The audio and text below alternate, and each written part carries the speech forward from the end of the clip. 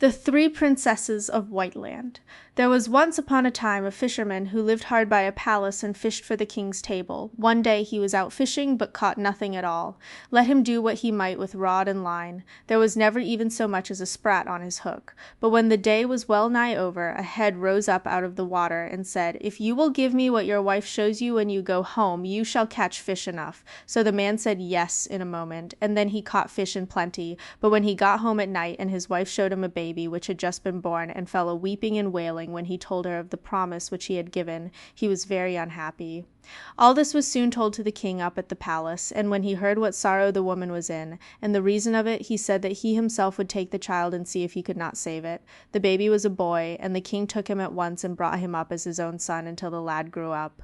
Then one day he begged to have leave to go out with his father to fish. He had a strong desire to do this, he said. The king was very unwilling to permit it, but at last the lad got leave. He stayed with his father, and all went prosperously and well with them the whole day, until they came back to land in the evening. Then the lad found that he had lost his pocket handkerchief, and would go out in the boat after it. But no sooner had he got into the boat than it began to move off with him so quickly that the water foamed all round about, and all that the lad did to keep the boat back with the oars was done to no purpose, for it went on and on the whole night through, and at last he came to a white strand that lay far, far away. There he landed, and when he had walked on for some distance, he met an old man with a long white beard. "What is the name of this country?" said the youth. "Whiteland," answered the man, and then he begged the youth to tell him whence he came and what he was going to do, and the youth did so. "Well then," said the man, "if you walk on farther along the seashore here, you will come to 3 princesses who are standing in the earth, so that their heads alone are out of it.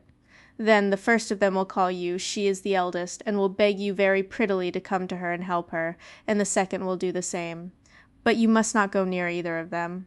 Hurry past as if you neither saw nor heard them, but you shall go to the third and do what she bids you. It will bring you good fortune."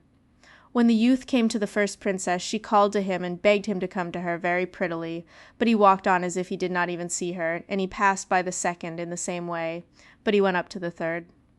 "If thou wilt do what I tell thee, thou shalt choose among us 3, said the princess.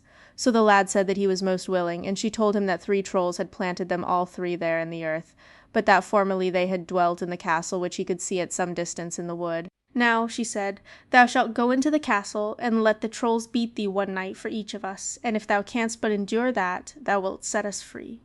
"Yes," answered the lad, "I will certainly try to do so. When thou goest in," continued the princess, 2 lions will stand by the doorway, but if thou only goest straight between them, they will do thee no harm. Go straight forward into a small dark chamber, there thou shalt lie down, then the troll will come and beat thee, but thou shalt take the flask which is hanging on the wall, and anoint thyself wheresoever he has wounded thee, after which thou shalt be as well as before. Then lay hold of the sword which is hanging by the side of the flask, and smite the troll dead." So he did what the princess had told him. He walked straight in between the lions, just as if he did not see them, and then into the small chamber, and lay down on the bed. The first night a troll came with 3 heads and 3 rods, and beat the lad most unmercifully, but he held out until the troll was done with him, and then he took the flask and rubbed himself. Having done this, he grasped the sword and smote the troll dead.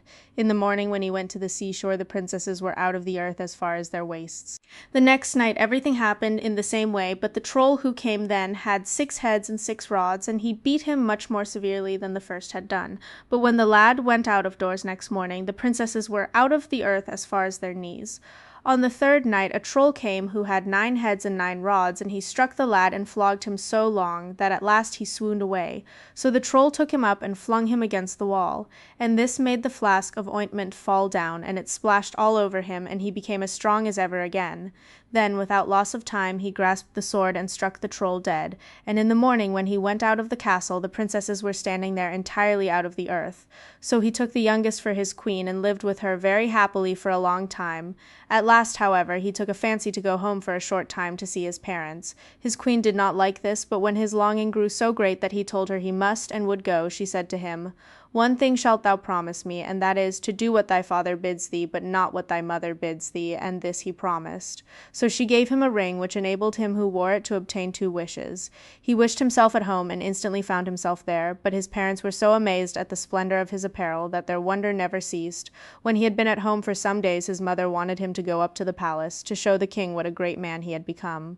The father said, "No, he must not do that, for if he does we shall have no more delight in him this time," but he spoke in vain, for the mother begged and prayed, until at last he went. When he arrived there he was more splendid, both in raiment and in all else, than the other king, who did not like it, and said, "Well, you can see what kind of queen mine is, but I can't see yours. I do not believe you have such a pretty queen as I have." "Would to heaven she were standing here, and then you would be able to see," said the young king, and in an instant she was standing there. But she was very sorrowful, and said to him, "Why didst thou not remember my words, and listen only to what thy father said? Now must I go home again at once, and thou hast wasted both thy wishes." Then she tied a ring in his hair, which had her name upon it, and wished herself at home again. And now the young king was deeply afflicted, and day out and day in went about, thinking of naught else but how to get back again to his queen. "I will try to see if there is any place where I can learn how to find Whiteland," he thought, and journeyed forth out into the world. When he had gone some distance he came to a mountain, where he met a man who was lord over all the beasts in the forest, for they all came to him when he blew a horn which he had. So the king asked where Whiteland was. "I do not know that," he answered, "but I will ask my beasts." Then he blew his horn and inquired whether any of them knew where Whiteland lay, but there was not one who knew that. So the man gave him a pair of snowshoes. "When you have these on," he said, "you will come to my brother, who lives hundreds of miles from here. He is lord over all the birds in the air. Ask him when you have got there, just turn the shoes so that the toes point this way, and then they will come home again of their own accord." When the king arrived there, he turned the shoes as the lord of the beasts had bidden him, and they went back. And now he once more asked after Whiteland, and the man summoned all the birds together, and inquired if any of them knew where Whiteland lay.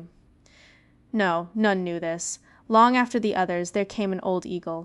He had been absent 10 whole years, but he too knew no more than the rest. "Well, well," said the man, "then you shall have the loan of a pair of snowshoes of mine.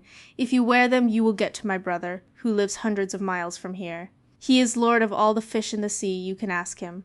But do not forget to turn the shoes round." The king thanked him, put on the shoes, and when he had got to him who was lord of all the fish in the sea, he turned the snowshoes round, and back they went, just as the others had gone, and he asked once more where Whiteland was. The man called the fish together with his horn, but none of them knew anything about it. At last came an old pike, which he had great difficulty in bringing home to him. When he asked the pike, it said, "Yes, Whiteland is well known to me, for I have been cook there these 10 years. Tomorrow morning I have to go back there, for now the queen, whose king is staying away, is to marry someone else." "If that be the case, I will give you a piece of advice," said the man.